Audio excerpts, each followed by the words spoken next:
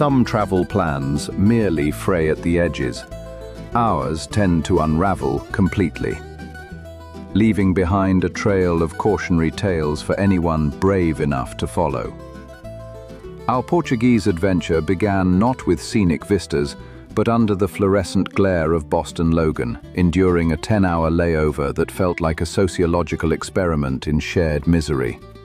We watched other people's travel dreams curdle, only for our own departure gate to perform a disappearing act worthy of Houdini. If you find charm in the scent of simmering anxiety blended with lukewarm airport coffee, consider this the overture to our symphony of errors. Our objective was São Miguel Island in the Azores, a place genuinely stuffed with volcanic wonder. You should go seriously. But perhaps first digest our hard-earned wisdom on acquiring a rental car apparently designed during MC Escher's fever dream. Pro tip: locating the park setting before the heavens unleash a biblical deluge is generally advisable. This preceded navigating island roads obscured by fog so dense you could misplace a moderately sized whale in it. Never mind the rental car we briefly thought had rolled away. Stumbling through this fog, both literal and figurative, we started to grasp something. This volcanic landscape, currently conspiring against our feeble attempts at navigation, also shaped the people here. The Azoreans developed a certain grit over centuries, dealing with earthquakes and eruptions far more inconvenient than our inability to find the hotel. Those solemn folks in procession we nearly merged with, the Romeiros pilgrims. Turns out they walk for days, fueled by a faith forged in the face of natural disasters, a mobile display of spirituality and survival knotted together. Later, after not sampling the famous cozido das furnas, after all, a stew cooked underground by volcanic heat is still just stew. It hit us. Right after the Piri pepper incident nearly necessitated rinsing someone's eyeball with bottled water. These islanders took the very geological forces that could flatten them and turned them into a slow cooker. It seemed a rather practical approach to living on a geological hot seat. Our accidental intervention in what looked like a distressed turtle situation, it was fine, just enjoying the surf apparently, also hinted at how things change. The old whaling traditions giving way to watching the creatures they once hunted. Thinking we'd finally cracked the Azores code, or at least learned how to order coffee without causing an international incident, we decamped to Lisbon. The city, layered with history like a geological survey, immediately started testing our newfound confidence.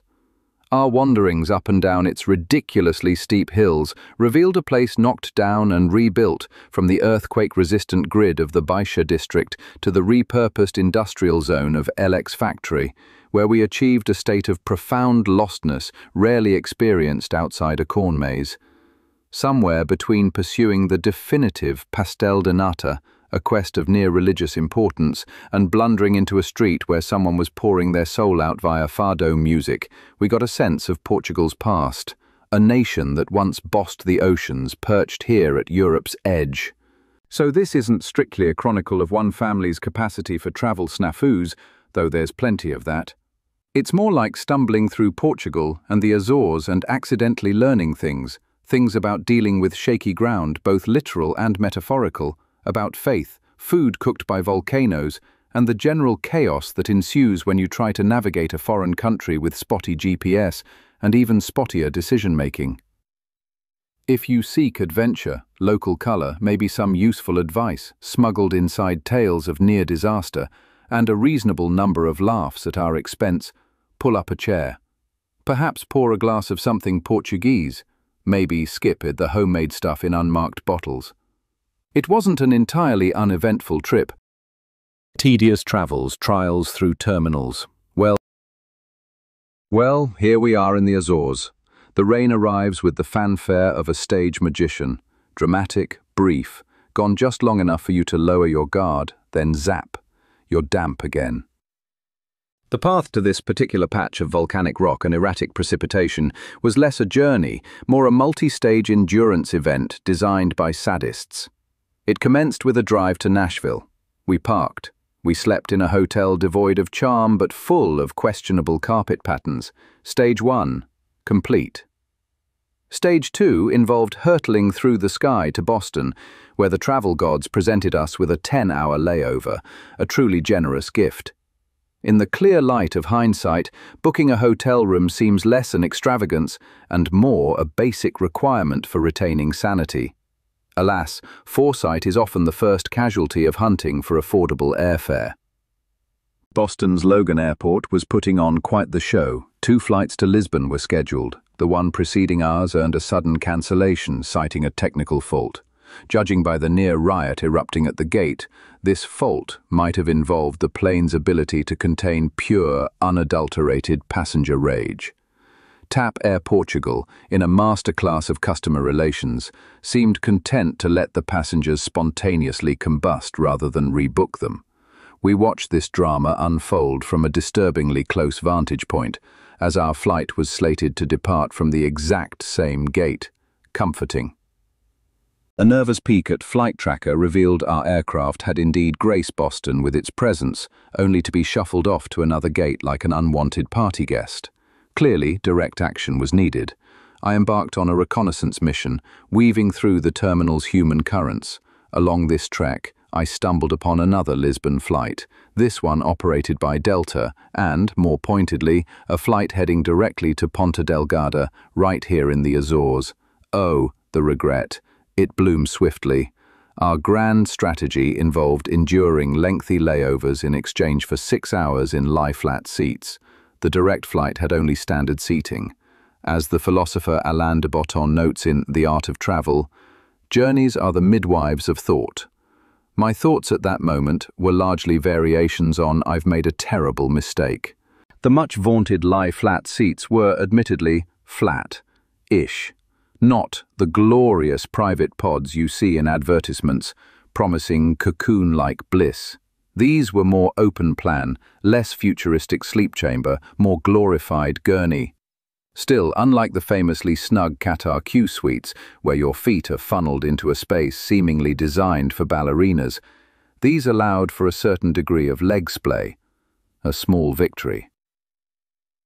Touchdown in Lisbon brought not relief, but merely a change of waiting venue. We decamped to the lounge for another 6-hour stint. Our connecting flight's gate naturally remained a state secret until roughly an hour before departure, because nothing says relaxing journey quite like manufactured uncertainty about where precisely you need to be next. My kingdom for a departure gate sign visible more than 60 minutes in advance. And that brings us to the close of Chapter 1. Gate expectations, grounded realities, Azores calls, highlighting that even with comforts booked, the journey itself can be a primary hurdle. Next time on The Rise the Limit, arrival in São Miguel offers scenic allure, but also immediate complications with a peculiar rental car and a perplexing resort welcome. São Miguel snafu, storms, stress, and sudden sickness. Unlike journeys past, where one might expect a herald or at least a welcome banner, our arrival in the Azores felt less like discovering Atlantis and more like crashing its less organized cousin's pool party, mid-downpour. These 9 volcanic islands, Portugal's anchors in the mid-Atlantic, are often whispered about as Europe's best-kept secret. Landing on São Miguel, the big kahuna of the archipelago, suggested the secret might be kept for good reason, possibly involving baffling automotive design and zero visibility. The air, thick with damp, hinted that the advertised slow pace of life was perhaps enforced by the weather's refusal to let you see where you were going. We touched down in Ponta Delgada, a smidgen behind schedule. The sky held its breath just long enough for us to deplane before deciding to unleash the kind of rain that laughs at umbrellas. By the time we sloshed our way to the rental car lot, it was a full-blown aquatic event. The lot itself was deserted, devoid of agents, cars, or any sign that commerce had ever occurred there. A frantic phone call produced a fellow who materialized from the deluge, tossed us Hyundai keys like a departing getaway driver, and vanished back into the rain, leaving us with our chariot. A chariot, we discovered, designed by someone who clearly thought the letter P was superfluous on a gear shift. No park, just neutral and a prayer to the parking brake gods. Compounding this engineering marvel, every window instantly fogged over, turning the car into a mobile steam room. We had, according to the unforgiving parking gate clock, precisely 10 minutes to solve the gear puzzle, demist the windows and execute an escape before being charged for the privilege of sitting confused in a puddle. What followed was a frantic ballet of wiping, lever jiggling and squinting through momentary clear patches, all while the clock ticked and the rain hammered down. It was dark. It was wet, it was foggy, and we still had a 20-minute drive across an island we couldn't see, to a hotel we couldn't picture. Splendid. Now, São Miguel is longer than it is wide. Driving across takes about 20 minutes if you know where you're going and aren't navigating by sonar. Driving its length is apparently a 2-hour affair, likely requiring packed lunches and therapy. We eventually found our resort, announced by a large, rather ominous gate swallowed by a darkness so profound it felt like bumping into a black hole. No lights, no signs, no helpful intercom button, just pure, unadulterated void. After milling about uselessly like confused sheep, someone finally rescued us. The staff, it turned out, were sunshine personified, a stark contrast to the Stygian welcome. Dinner presented its own set of curiosities. My son chose steak, a safe bet. My wife bravely ordered octopus rice, and I, ever the culinary daredevil, selected barracuda. Now, some might say dining on a fish famed for its dental work is pushing one's luck. I certainly didn't expect it to taste like chicken, yet there was an undeniable barnyard echo in its flavor. Despite its fearsome reputation, the predator was perplexingly pleasant. Sleep arrived easily after the day's minor trials. I managed a respectable 8 hours. My son, channeling his inner bear, logged 12 hours straight, only to add a plot twist by throwing up sometime during the night. He claimed perfect health afterwards, leaving us to ponder the mysterious ways of adolescent digestive systems. My wife also reported feeling off-kilter. Only I seemed to have emerged relatively unscathed, merely tired. We were left hoping we hadn't just successfully smuggled a particularly resilient virus across the Atlantic, a souvenir nobody asked for. Escaping the modern rush seemed to have landed us squarely in a more ancient kind of bewilderment, and so Mists Meet Misadventure concludes, reminding us that even the most stunning destinations can serve up immediate, perplexing difficulties before sharing their secrets. With the initial fumbles behind us, what perspectives appear when the island's famed natural beauty and layered past finally draw nearer? Azores. Day 1. Sleeping in, getting lost, and other sacred travel rituals. Somehow we'd survived the transatlantic hop, the layovers, the delays, and the monsoon that greeted our arrival. Victory, therefore, was achieved not by seeing sights, but by surrendering entirely to sleep. Our first proper Azorean day began with the sacred travel rite of ignoring the entire morning, finally crawling out of bed sometime vaguely pre-noon. We were winning, Azores style. This triumph necessitated brunch, a meal featuring an alarming selection of local cheeses that seemed less like food and more like dairy-based judgment. Alongside these were various items best described as edible question marks. Feeling adventurous, or perhaps just deeply confused, I did the most sensible thing an American could do on a Portuguese island in the middle of the Atlantic. I pointed at fish and chips. It arrived, looking a bit diminutive, but was surprisingly good. Never underestimate the universal appeal of fried things. The resort itself was a marvel of modern design, clearly conceived by someone who believed navigation should be a competitive sport. Sleek, stylish, and utterly baffling. Finding your way back to your room required the spatial reasoning skills of a migrating salmon and possibly a Sherpa. After our brunch of judgment cheese and British defiance, we attempted a walk towards Santa Barbara Beach to see the surfers. This particular Santa Barbara is naturally one of two villages named Santa Barbara on this island alone. One imagines the naming committee consisted of two settlers. One points vaguely and says Santa Barbara tilde, and the other, lacking creativity or perhaps just tremendously hungover, nods and says, "Sure, let's do that again over there too." Apparently arriving here and immediately forming strong, slightly critical opinions is something of an American tradition. Mark Twain himself passed through in June 1867. His shipmates, he dryly noted, knew next to nothing about the Azores, which probably improved their journey. Catching sight of Flores Island, Twain initially dismissed it as a mountain of mud, which feels unnecessarily harsh, even for him. Later, perhaps after a coffee, the sunlight revealed a mass of green farms and meadows reaching towards the sky. Near Horta, on Fayal, he grudgingly admitted the view was pleasant, admiring the snow-white houses nestled in the green landscape. He even called the village attractive, which is practically gushing for Twain. Scenery, however, rarely kept Twain from assessing the locals. He quickly pigeonholed the community as eminently Portuguese, that is to say, it is slow, poor, shiftless, sleepy and lazy. Their farming methods seemed hopelessly ancient to his modern American eyes. He meticulously noted the low wages, 24 cents a day for laborers, yet seemed baffled that the people appeared quite cheerful despite their apparent lack of get up and go. So, lovely place, shame about the inhabitants not meeting productivity quotas. Was this island chain always destined to be judged slightly inadequate by weary travelers? His century-and-a-half-old assessment lingered like the salty air. Twain, however, probably didn't grapple with a rental car sourced from a Mad Max prop auction. Our assigned vehicle looked less like transportation and more like a veteran of several unsuccessful brawls. Every panel bore witness to some previous driver's encounter with immovable objects, likely involving a narrow village street, an unforgiving stone wall, and a stream of inventive Portuguese curses. Thank goodness we'd sprung for the full insurance coverage. Is complete peace of mind worth the extra cost?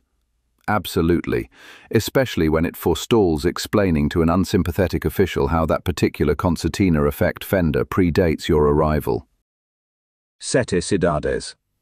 Sights, shifting skies above São Miguel's sunken caldera.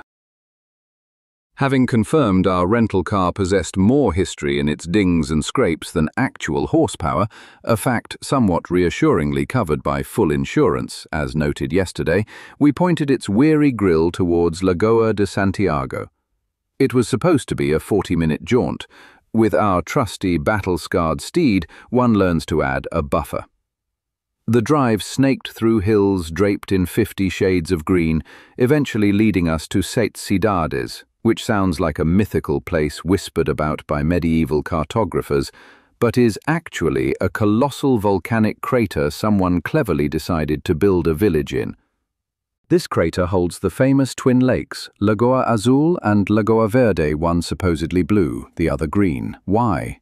Local law blames the tear-soaked farewell of a princess and her forbidden shepherd bow. Standing at the Vista do Rei overlook, surveying the scene, you could almost buy it. The sheer scale is impressive, a vast depression holding these two distinct bodies of water, separated by a narrow land bridge. It's undeniably picturesque, nature showing off a bit. Azure next to emerald, nestled in verdant slopes. Very nice. Of course, dramatic scenery often comes with dramatic origins. Forget heartbroken royalty, the real story involves a geological tantrum of epic proportions about 22,000 years ago. We're talking a VEI-5 eruption, the kind volcanologists measure with wide eyes and nervous whistles. Think Mount St. Helens having a particularly bad day. This wasn't just a smoky cough, it blew the volcano's top clean off, leaving this 5-kilometer-wide caldera for tourists like us to gawk at, while studiously ignoring the fact that the whole region is technically just catching its breath. The last eruption inside the crater was around 500 years ago, a mere hiccup. Steam-powered rather than a full lava fest, thankfully. So, it's sleeping? Probably. The name Sete Cidades, meaning 7 cities, harks back to old tales of bishops fleeing the Moors and founding utopias on a phantom Atlantic island. Quite how that legend got stapled onto this specific, very real volcanic crater remains a charming little mystery. While the volcano beneath our feet seemed placid, the sky above was having an identity crisis. 1 minute, brooding mist worthy of a Bronte novel. The next, sunshine bursting through like it owed the clouds money. Then, abruptly, rain. Not a drizzle, but a proper soaking. The Azores seemed to view weather not as a prevailing condition, but as a rapid-fire sequence of suggestions. Forget Hawaii's mood swings. This was meteorological whiplash, impressive, in a way that makes you constantly question your choice of jacket. Other activities abound here. Hiking trails circle the rim, mountain bikes are available, and the little village down below offers postcard views. Nearby, Lagoa de Santiago and Lagoa Rasa offer more quiet beauty. We, however, were mostly occupied with dodging the next downpour.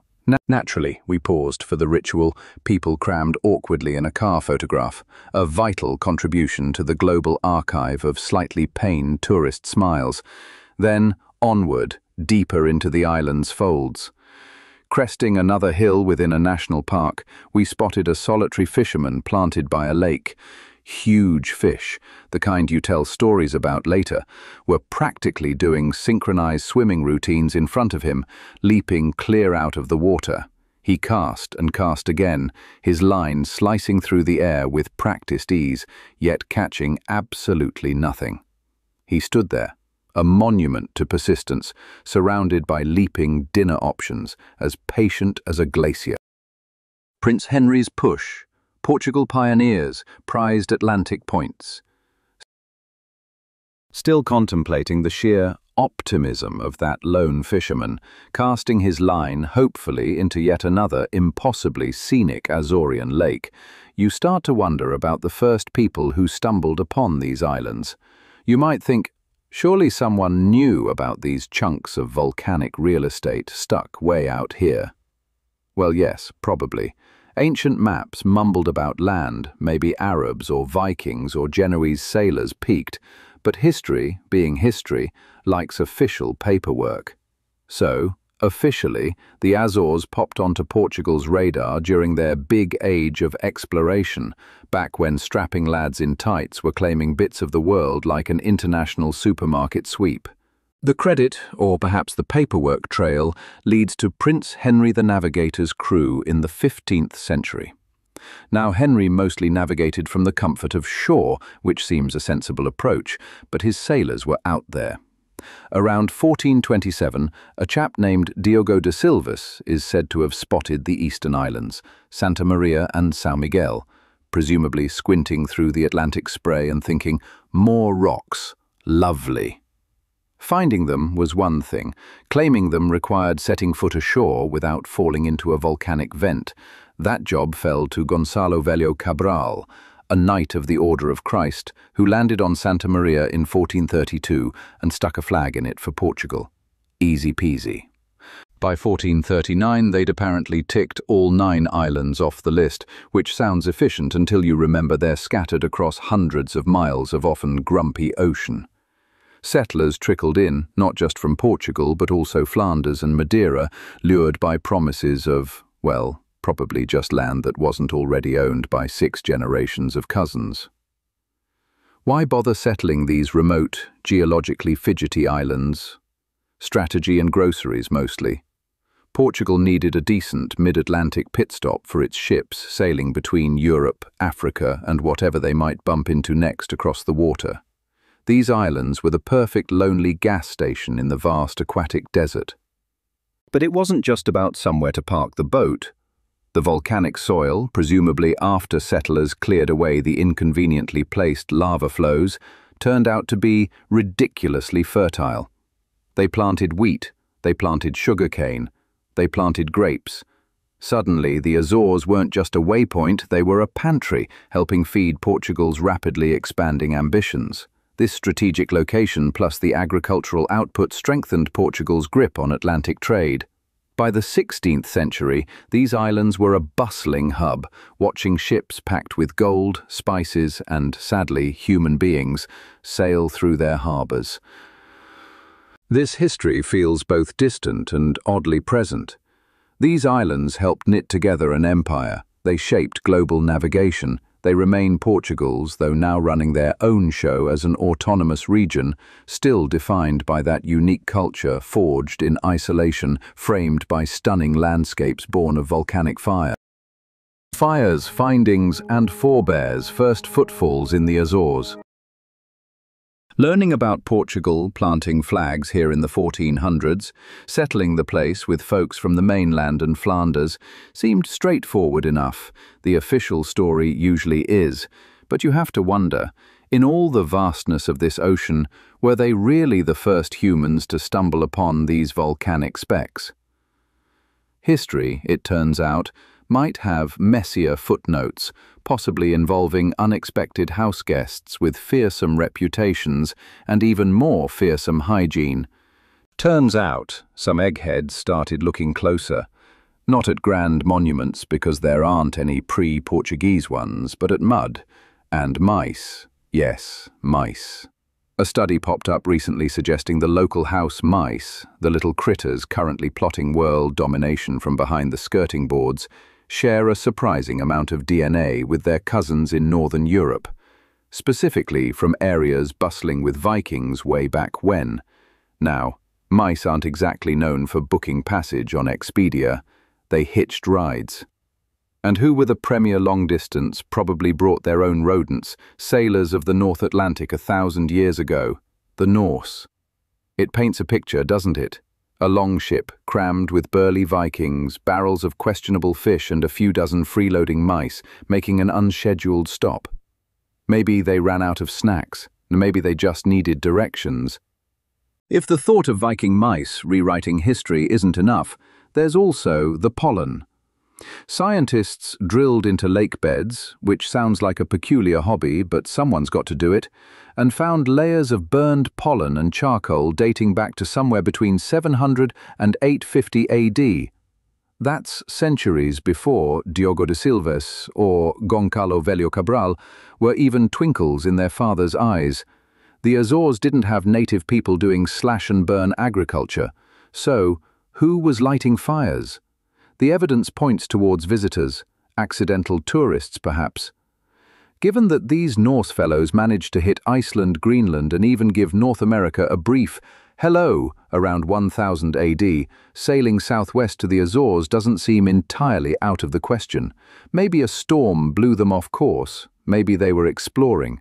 It's hard to picture Ragnar Lothbrok kicking back on a black sand beach here, but the clues, tiny and strange as they are, keep pointing north. So while Prince Henry gets the official credit and history books tell a tidy tale of discovery and settlement, there's this nagging little possibility, supported by squeaking rodents and ancient ash. No Viking ruins have ever been unearthed, no runestones found propping up a local bar. They didn't stick around, it seems, but visit? Maybe. Like characters in some old saga blown off course, finding not monsters or treasure, but just 9 green islands in the middle of nowhere, leaving behind only confused mice and the faint scent of smoke for us to puzzle over centuries later. Atlantic anchor. Azores, ages of advantage. My brain was still buzzing with thoughts of Viking mice and suspiciously ancient charcoal dust, trying to square that with the official story of the Portuguese rocking up in the 15th century to find empty islands. Regardless of who technically saw them first, the Portuguese certainly knew a prime piece of real estate when they claimed it. These lumps of volcanic rock, plonked inconveniently in the middle of the vast, damp Atlantic, turned out to be Portugal's jackpot, just not the shiny, gold-plated kind. You see, back in the age of exploration, a time when people sailed off hoping to find spices and accidentally bumped into continents, location was everything. And the Azores? Perfect location. Smack dab between Europe and the Americas. For Portuguese ships crawling back from Africa, India or Brazil, loaded with goods and crews weary of hardtack, these islands must have looked like paradise. They became the ultimate pit stop, a place to guzzle fresh water, grab food that didn't wiggle and patch up leaks before the final haul home. It wasn't just a convenience store. It was a naval fortress, allowing Portugal to keep an eye on who else was splashing around in their big blue backyard. Now, the islands themselves didn't have gold. No silks, no spices, not even a decent souvenir shop back then. What they did have was ridiculously fertile volcanic soil, perfect for growing wheat to feed faraway colonies, grapes that eventually became respected wine, and oranges that probably prevented more scurvy than anyone counted. They also turned into a giant floating farm, raising cattle and sheep to supply meat and cheese to passing ships. Imagine the relief, after months at sea, arriving not just to land, but to a stake. Forget gold, that's true treasure. By the 16th century, these islands were pumping out produce and textiles like a dedicated agricultural engine for the empire. So, I thought, picturing a weary sailor squinting at the horizon, they discover these islands, find no gold, but realize they can grow really good oranges. Was there a meeting back in Lisbon? Good news, Your Majesty, we found islands. Excellent. Gold? No. Spices? No. Okay, what then? Oranges, and it's a great place to park the boats. Seems anticlimactic, but apparently it worked. This strategic convenience extended to the treasure fleets. Spanish and Portuguese ships, bellies full of gold and silver from the Americas, used the Azores as a final, hopefully safe, stop before dashing to Seville or Lisbon. Naturally, this made the islands incredibly popular with pirates and less friendly European powers who viewed them as convenient floating targets, sort of like painting a bullseye on your delivery truck. Things got so dicey that during the period Spain briefly ran Portugal, the Iberian Union 1580-1640, they stationed troops here just to guard the loot. The islands also served other purposes. If you were a Portuguese noble who'd annoyed the king, or perhaps just bored him, you might find yourself exiled to this remote, albeit pleasant location. Later, when Portugal was fighting to kick Spain out, the Azores became a vital outpost for those loyal to the Portuguese crown. Turns out, remote and easily defensible has enduring appeal. That appeal lasted well beyond galleons and pirates. In World War II, the Allies used bases here to hunt German U-boats, and today it remains a key spot for NATO. These islands, initially empty, just kept proving their worth. So the Azores weren't about instant riches, but about the long game. Location, resources, and a safe haven, they were the linchpin holding together Portugal's sprawling maritime ambitions. Standing here, feeling the Atlantic wind, it's strange to think of this peaceful place as a nexus of empire, treasure routes, and strategic power plays. It makes you look at the landscape differently. Knowing all this history, piled layer upon layer, almost makes worrying about the scrapes on a rental car seem trivial. Almost. Time to see what other stories these roads hold.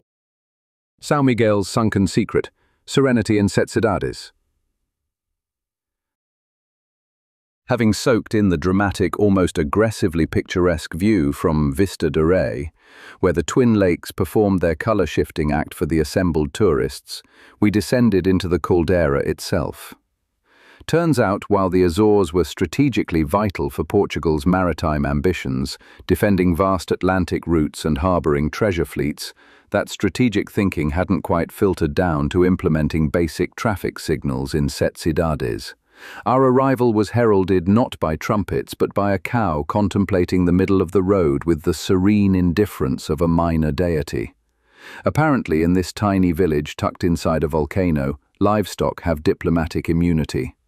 Sete Cidades itself felt less like one of 7 cities and more like 70 houses had shown up for a party and decided to stay.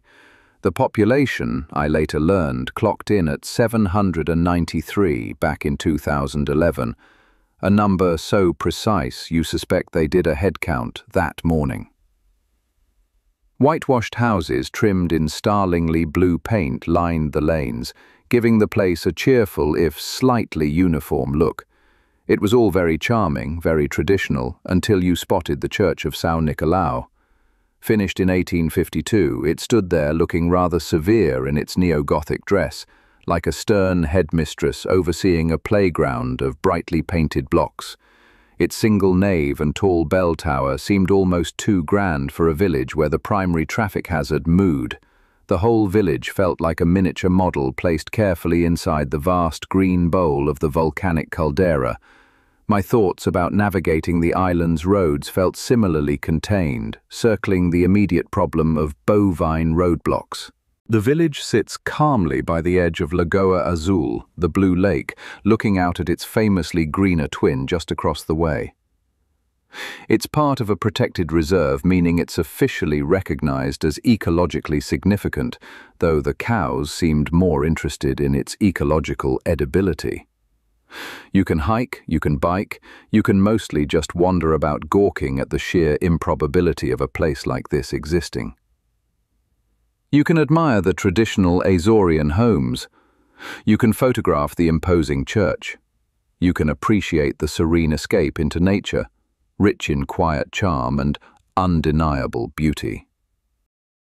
Sete Cidades, scenes, chapels, cows, and coastal colors. Remember those streets in Sete Cidades, the ones apparently governed by cows and horses rather than traffic signals? Well, having successfully dodged the four-legged locals, our gaze landed squarely on the village's other main attraction. What else could it be but a church thrusting itself skyward like a particularly pious spike against the green hills? You couldn't really miss it, partly because tiny villages seem built around either God or gossip, and partly because the path leading up was flanked by Japanese cypress trees looking suspiciously like escapees from a Tim Burton casting call. They clawed at the sky, gnarled and twisted, framing the Igreja de São Nicolau in a way that suggested less eternal salvation, more cautionary fairy tale. It turns out this neo-Gothic number wasn't the result of some dark forest ritual, but a promise made by a colonel back in the 1850s. Colonel Nicolau Maria Raposo de Amaral, a man burdened by a vow, the details lost to history, though one suspects it involved surviving bad weather or perhaps a near-lethal encounter with Azorian cheese, decided St. Nicholas needed a dedicated building. Inside, the silence was thick enough to spread on toast, the kind that makes your own breathing sound like hooliganism. Sunlight filtered through stained glass, illuminating dust motes dancing in beams that probably cost the good colonel dearly. It wasn't exactly party central. After pondering vague vows, pointy architecture, and trees that looked older than dirt, we engaged in that most sacred of traveller rituals, the urgent quest for sugar. A Toblerone ice cream bar felt appropriate, vaguely European yet satisfying a craving usually confined to the under-10 demographic. Feeling culturally enriched, or at least slightly sticky, we pointed our rental car, the one already bearing the scrapes of skirmishes fought by previous renters, towards the scenic route. Nature decided to show off, tossing dramatic sea stacks into view like geological sculptures that had picked a fight with the Atlantic and lost, badly. Then the sky, which had been perfecting its impersonation of a wet dishcloth, suddenly ripped open. Sunlight flooded down, igniting a rainbow so bright it looked like someone had cranked up the saturation filter on reality itself. For a second, the Azores dropped the moody act and just struck a pose. Further on, someone had apparently decided the landscape needed more excitement and painted their house the exact color of a traffic cone. It blazed against the green and grey hillsides like a dropped highlighter pen, radiating aggressive cheerfulness.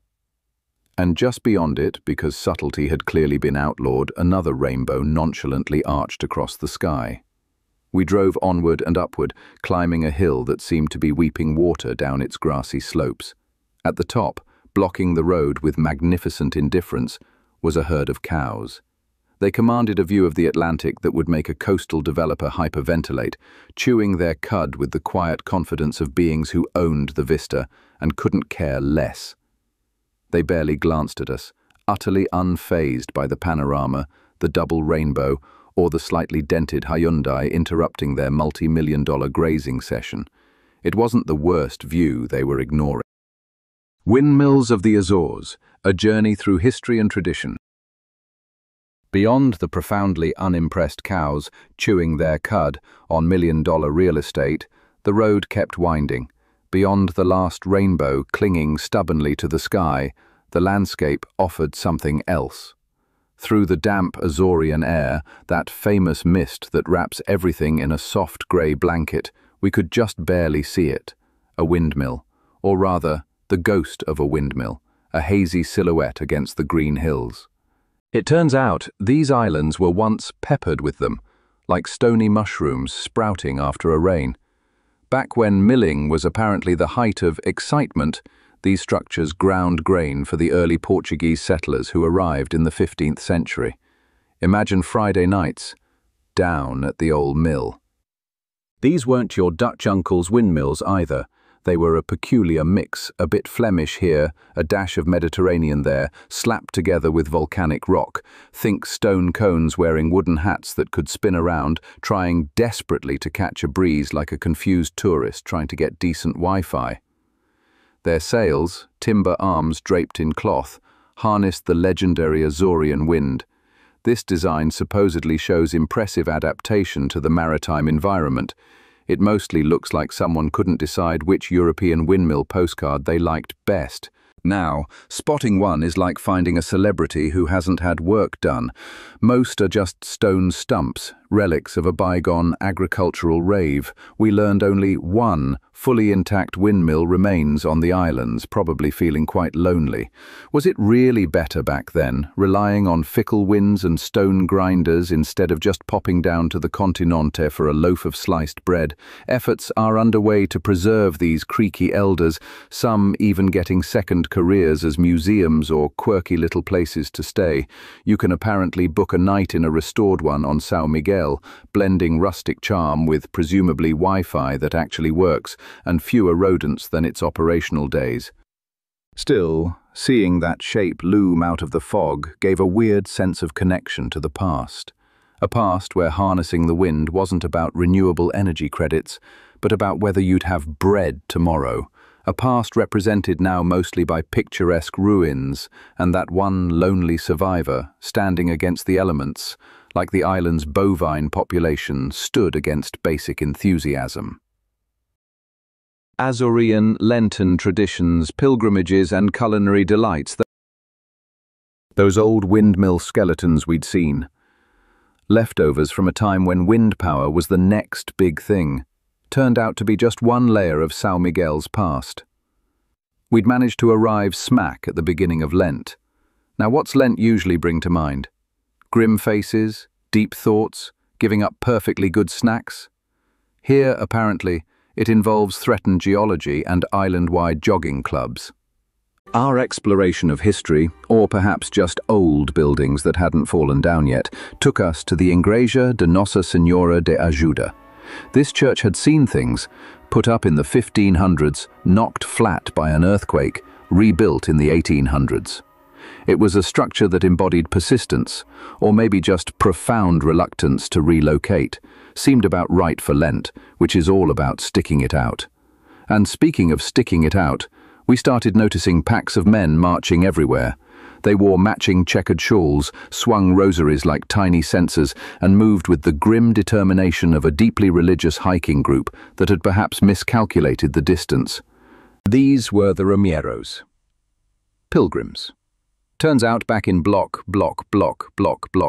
Vila Franca do Campo got walloped by an earthquake.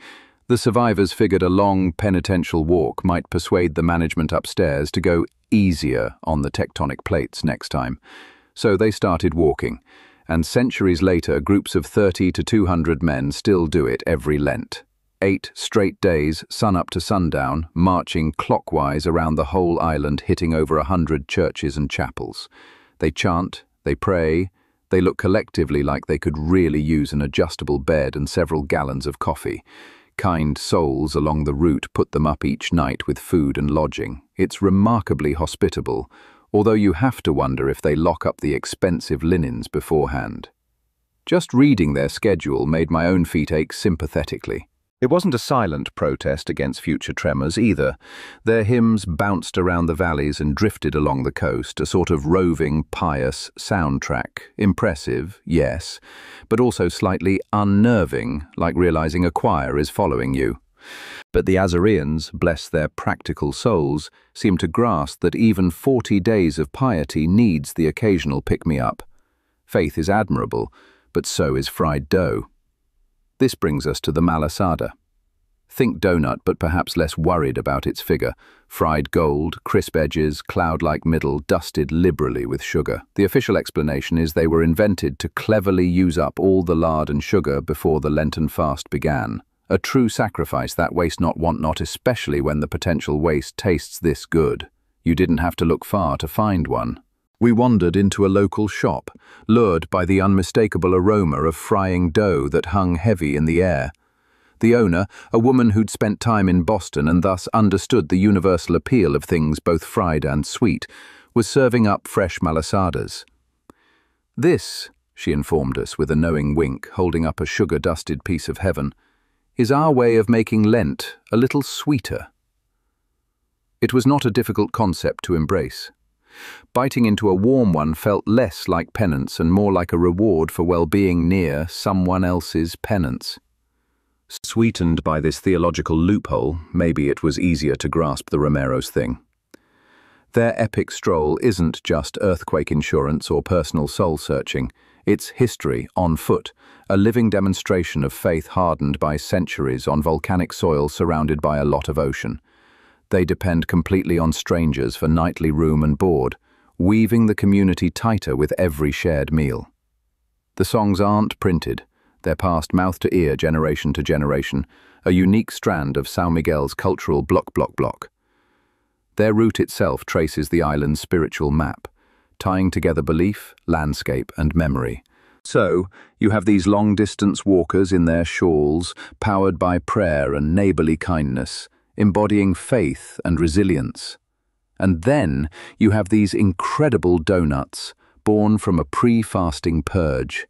Both seem pretty Azorean, serious devotion walking side by side with pragmatic deliciousness.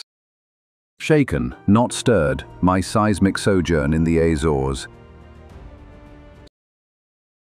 Seeing that rebuilt church, the Igreja de Nossa Senhora de Ajuda, standing defiant after an ancient earthquake tried to flatten it, wasn't merely a footnote in local history.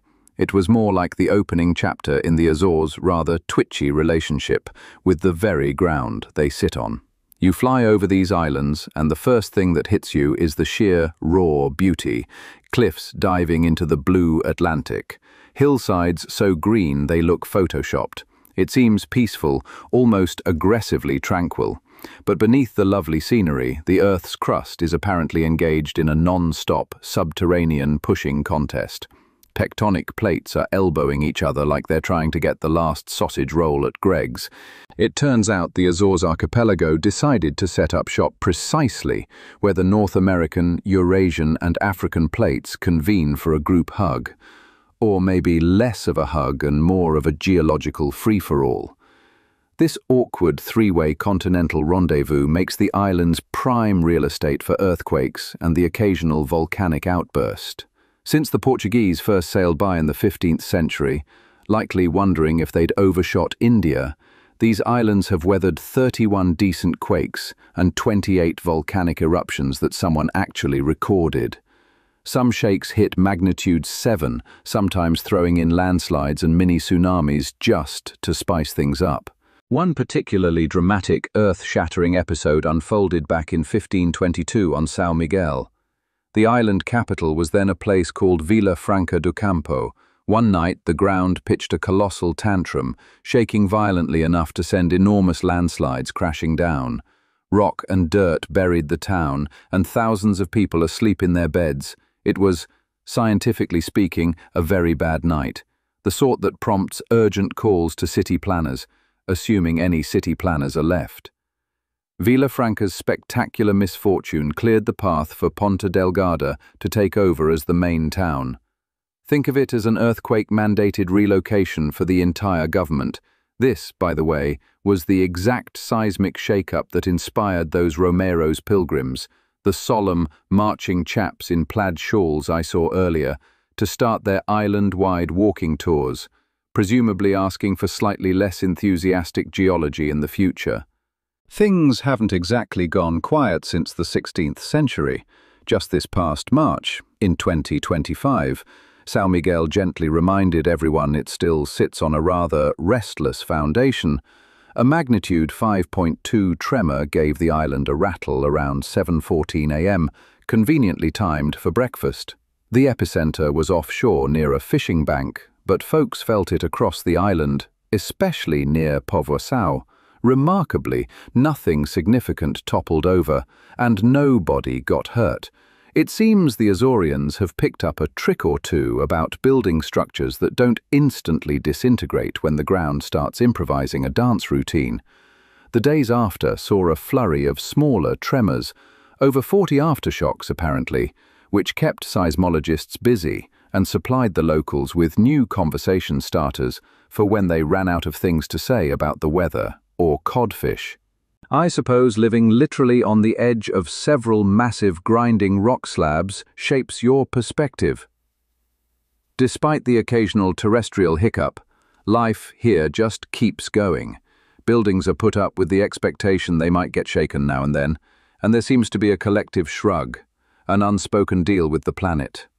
The Azorians tolerate the Earth's periodic grumbling, and in exchange they get unbelievably fertile soil for their cows and wine, plus views that could make a hedge fund manager consider goat herding. It's a peculiar arrangement, but it works. Thinking about the sturdy churches and those endlessly marching Romeiros as I prepared to leave, I had to admire their ability to stay upright, even when the ground beneath them occasionally forgets what solid means. It wasn't exactly the least stable place I'd ever visited. Settling slow. Sunset, stores, and shared stories.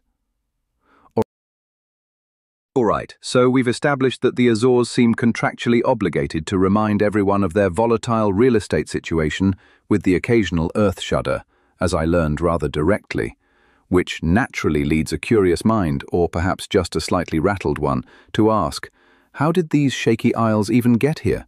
Spoiler, it wasn't a gentle delivery. It involved vast geological forces engaging in a slow-motion demolition derby beneath the Atlantic, coupled with what can only be described as severe planetary heartburn.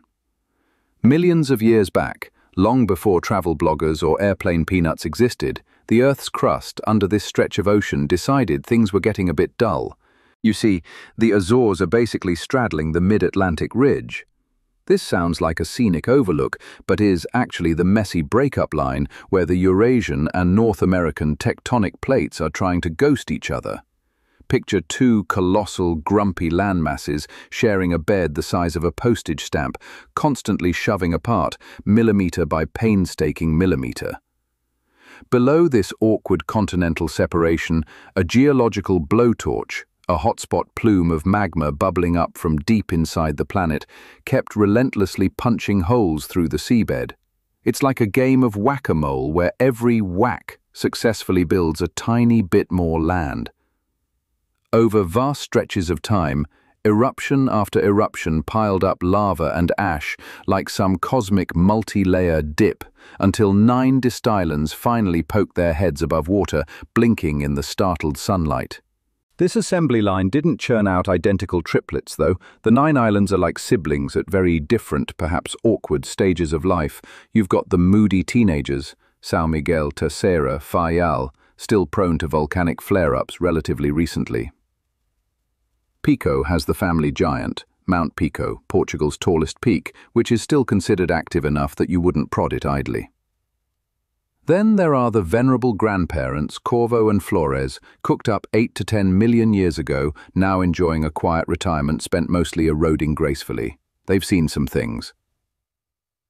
And this volcanic construction project isn't confined to the dim past. Between 1957 and 1958, a brand new volcano, Capelinos, decided to crash the party just off Faial, erupting out of the sea and bolting on a new wing to the island, presumably causing cartographers to sigh heavily. Just in 2022, São Jorge cleared its geological throat with a swarm of earthquakes, reminding everyone the subterranean blacksmith shop is still open for business. You might almost imagine the faint, deep grinding sound of continents shifting if you listened hard enough. Thinking about the planet's rather violent building techniques tends to work up an appetite, or at least induce a state of profound culinary befuddlement. For dinner, we decided to sample the local, well, we aimed for Brazilian, according to the sign outside. The menu, however, hinted that Brazil might have missed its connecting flight. What landed on our table were sandwiches that were undeniably Portuguese. Unique, sure, filled with ingredients I couldn't positively identify, crammed between bread seemingly designed to test the structural integrity of human teeth. It wasn't unpleasant, just aggressively not Brazilian. My mind raced through theories. Cross-cultural fusion? An elaborate culinary prank? Did the chef draw a country name out of a hat each morning? The truth remained stubbornly elusive. The deep dive into local culture naturally continued at the supermarket, because everyone knows true enlightenment is found contemplating the baffling array of potato chip flavors and canned fish varieties. It's anthropology, really, just with more sodium and less academic rigor. It was not an entirely uninformative. Forged from fire, Fayal's fugitives. Man is the only animal that blushes, or needs to. Mark Twain. After days spent pondering tectonic irritability and the curious case of Portuguese sandwiches masquerading as Brazilian, it seemed perfectly normal Azorian procedure to find myself stewing in a hot tub, deeply considering the philosophical outlook of nearby cows. They seemed unimpressed. Still, this serene bovine contemplation felt oddly disconnected preparation for visiting a geological drama queen like Capelinos. The Azores, it turns out, are built on such contradictions. One moment you're navigating baffling dinner menus, the next you're standing on land that might decide to violently redecorate at any moment. Capelinos, occupying the western tip of File Island, apparently woke up grumpy in September 1957. What started as an underwater fit just offshore decided it preferred surface life and spent the next 13 months constructing a brand new piece of island. This wasn't some polite lava flow adding a tasteful extension. It was a full-scale, ash-dumping renovation. Imagine your street disappearing not under snow, but under a thick grey, stubbornly permanent layer of volcanic grit. Houses, farms, whole villages were swallowed, leaving a landscape that looked unnervingly like the moon, if the moon featured confused Portuguese farmers wandering where they'd parked their ox. Experts called it a significant eruption, which feels like calling a house fire a noticeable temperature increase to the person whose sofa is ablaze. The main landmark left from this outburst, besides the new peninsula itself, was the old lighthouse. It didn't dramatically collapse, it just got buried up to its stone shoulders in ash, a stubborn coastal bookmark jammed into a very thick, very grey history book. It's the Azores' answer to Pompeii, minus the preserved Romans but plus some seriously bewildered fishermen. You can almost sense it grumbling about the sudden drop in property values. While volcanologists swarmed the place, excitedly poking the newly minted steaming land with scientific instruments, presumably very long ones, the locals had a simpler takeaway. Their island had attempted to digest their village. And this is where the paperwork kicks in. Capelinos didn't just shuffle the local geography, it triggered an emigration wave. News of the mess reached the United States, likely causing some congressional aide to frantically search for the Azores on a map. The result was the Azorian Refugee Act of 1958. Suddenly, over 2,000 islanders displaced not by war but by an expanding coastline were packing their bags for Massachusetts and Rhode Island. It has to be one of history's odder reasons for immigration clearance. Purpose of visit? My hometown was eaten by a volcano. Come for the whaling history, stay because your front door is now 60 feet underground. This geological sneeze didn't just alter File's map, it redrew family histories across the Atlantic, its echo bouncing around New England mill towns. A volcanic outburst created land, buried history, jump-started scientific careers and inadvertently launched thousands of new lives an ocean away. It's the sort of event that makes you rethink things, perhaps not everything, but certainly the neighborly relationship one has with geology. A stark contrast to contemplating indifferent cows from a jacuzzi, but maybe just as Azorean.